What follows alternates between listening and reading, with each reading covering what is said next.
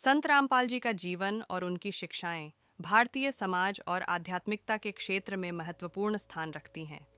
उनका जन्म 8 सितंबर 1951 को हरियाणा के सोनीपत जिले के धनाना गांव में हुआ था।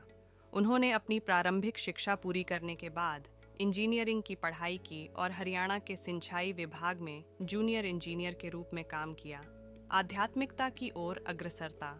रामपाल जी ने शुरुआत में स्वामी रामदेवानंद महाराज से दीक्षा ली, जो कबीर पंथ के अनुयायी थे।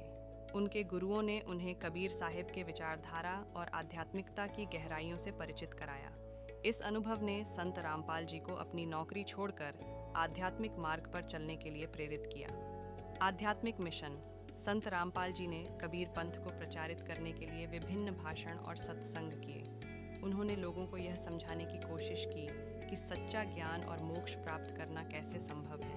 उनका दावा है कि उन्होंने वास्तविक ईश्वर की पहचान की है और उन्होंने कबीर साहिब के वास्तविक संदेश को लोगों तक पहुंचाने का कार्य किया है। उन्होंने सामाजिक भेदभाव, अंधविश्वास और कुप्रथाओं का भी विरोध किया। संत रामपाल जी की शिक्षाएं। उन्होंने अपने प्रवचनों में जोर दिया कि धार्मिक पुस्तकें और ग्रंथ सही तरीके से समझी जानी चाहिए और उनका सही अर्थ जानने के बाद ही उनका पालन करना चाहिए। वे कबीर साहिब, गीता, बाइबल और कुरान जैसे धार्मिक ग्रंथों का हवाला देकर बताते हैं कि ईश्वर केवल एक है और उसे पाने के लिए सही गुरु की आवश्यकता है। संत रामपाल जी के अनुयायी उन्हें एक सच्चा गुरु और ईश्वर का दूत मानते हैं, जो लोगों को सही राह दिखाने के लिए आए हैं। उनका प्रभाव पूरे भारत और दुनिया भर में फैला हुआ है और उनके अनुयायियों की संख्या लगातार बढ़ रही है।